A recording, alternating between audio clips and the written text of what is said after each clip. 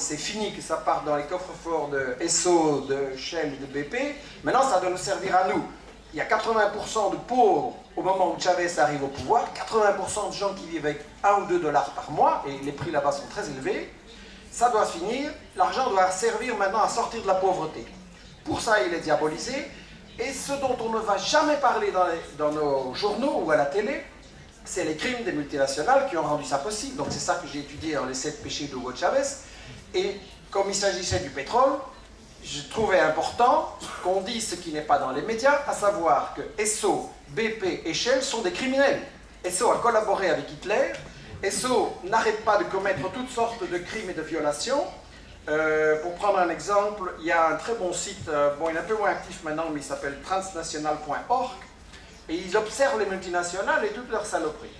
Et là-dedans, vous trouvez, au moment où j'ai écrit, durant ces dernières années, Exxon a supprimé 16% de son personnel, a été impliqué dans 8 cas de pollution notables, a commis 8 actes de délinquance financière ou commerciale, 3 violations très graves des droits de l'homme, 15 cas de corruption ou de lobbying et s'est implanté dans 12 paradis fiscaux. Grâce à quoi son bénéfice annuel s'est élevé en 2008 à 45 milliards de dollars. 45 milliards de dollars de bénéfices pour une seule firme. C'est plus que toute la production de beaucoup de pays dans le monde. Et bien entendu, le directeur d'Exxon gagne 4200 fois le salaire minimum aux États-Unis. Ça, on ne trouve pas dans nos journaux. Et je vais juste conclure. BP, c'est pas mieux. BP, c'est des milices privées en Colombie, c'est des coups d'État. Shell, c'est au Nigeria. Il a payé l'armée carrément pour aller pendre tous les dirigeants de la résistance du mouvement des Ogoni.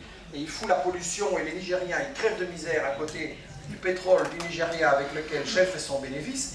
Et donc, nos multinationales, c'est elles les responsables de tous ces crimes. Et le problème, c'est que les médias ne peuvent pas en parler parce que quand vous regardez un article sur l'Amérique latine, supposons qu'il y ait un article sur le pétrole, etc.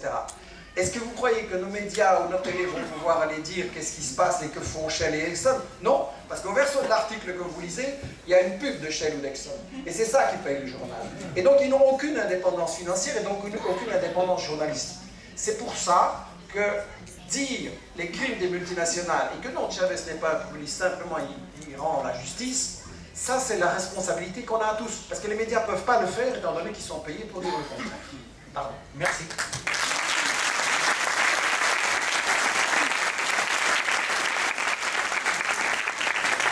Je pense que tu as raison en disant qu'il y a beaucoup de silence sur, par exemple, Nicaragua et l'Équateur. C'est pour ça que je voudrais demander à M. Yepes en quoi diffère le gouvernement de Corée du gouvernement précédent. D'autres mots, que veut-il réaliser et qu'est-ce qu'il a déjà réalisé? Muchas gracias.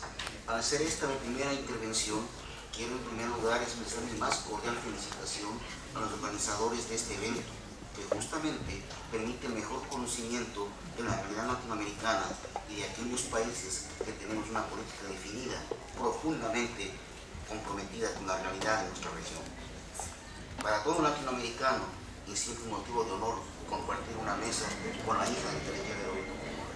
Igualmente, es un gusto estar con mi amigo el embajador de Venezuela y muy significativo para mí también encontrar amigos ecuatorianos que nos acompañan esta tarde.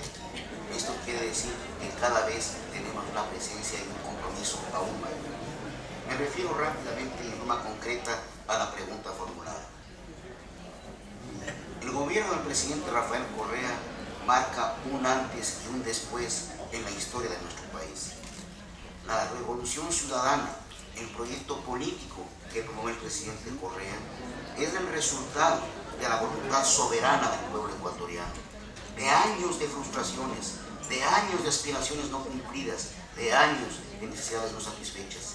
Hoy tenemos un camino trazado por todos nosotros, trazados y comprometidos con la justicia social, con la democracia verdadera, con hacer un país incluyente, un país en el que se dé contenido real a los derechos humanos y contenido real al bienestar de todos los ciudadanos ecuatorianos.